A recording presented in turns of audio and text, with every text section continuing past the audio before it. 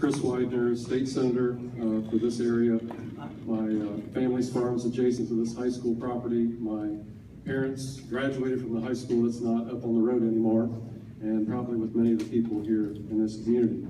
I think one of the other, I think two things need to be mentioned tonight. First off, you talked about process and that you're waiting for two decisions from Ohio, EPA. And that obviously is Governor Kasich and the Director of Ohio EPA. And I can tell you that myself, Kyle Kaler, Bob Hackett, your three state representatives for this area, have met with the Director, and we have all three asked them not to concur.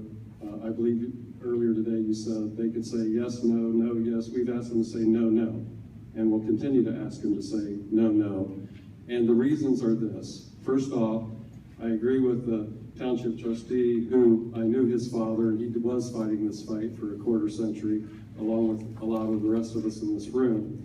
And that is, if you take waste out of the hole, there's no common sense in putting any part of it back in the hole. It's all got to leave our community. That's number one. Number two, in terms of the concurrence of putting this on the national priority list, there's another element that hasn't been talked about tonight.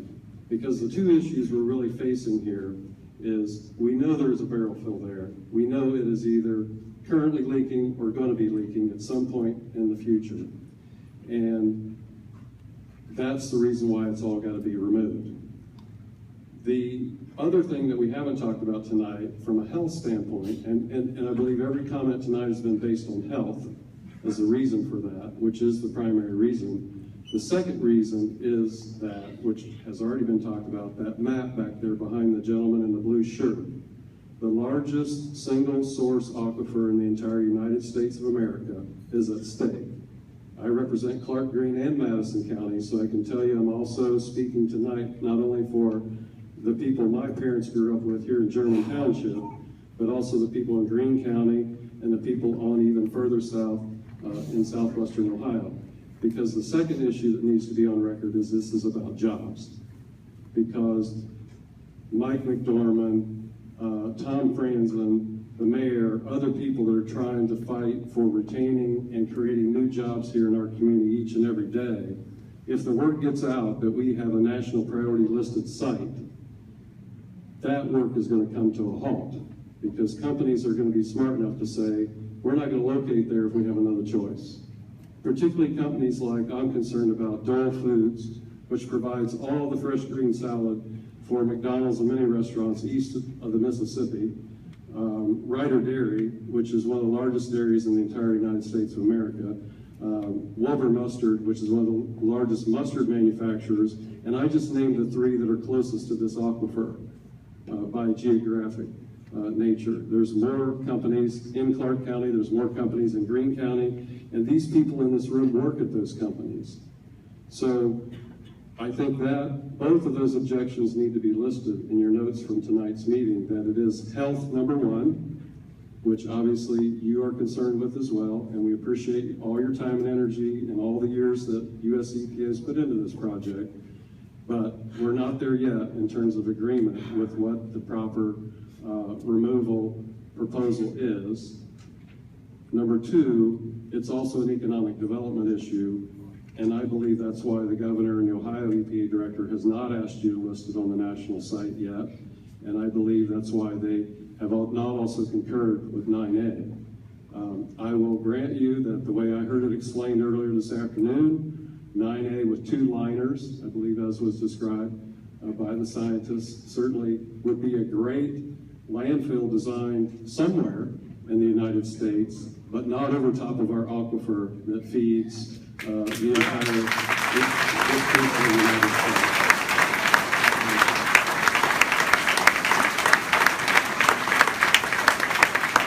So I guess my question is, and to kind of wrap up here, again, appreciate your time, appreciate the school district and hosting us and letting us stay extra, appreciate your willingness to allow all the people to ask their questions tonight.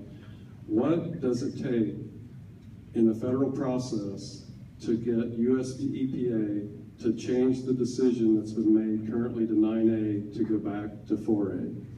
or even something even better than 4A, because if 4A can be a better protection using the 2 liners that's in 9A, we want that. We want it all gone, and we want the 2 liners. So what does it currently take to change the current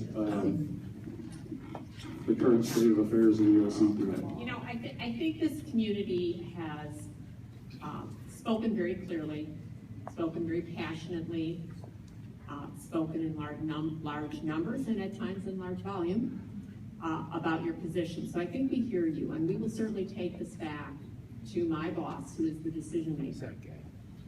I don't know what it takes to change, but I will say this, that EPA is best able to do something out here if the site is put on the national priorities list. And we do have tools if it's not on the national priorities list, but they're not nearly as good. So I do just want to make sure that you, Senator, and the community here understands that. We have an obligation to take to the finish line sites that are on the national priorities list. If we don't have successful enforcement, which can take a variety of forms, as the PRPs know, some are nice and some are not so nice. If we don't have enforcement success, then we have no other tools to help this community at all under the Superfund program. So I hope the question you could get back to us on is, what does it take to change back to 4A, an environmentally sound proposal, which, as you said, is a federal law requirement, and then how can we move forward with getting the responsible parties to pay for that? I mean, that's what I think we as a state can get behind, and that's what we are hoping we hear back from you on. Thank you.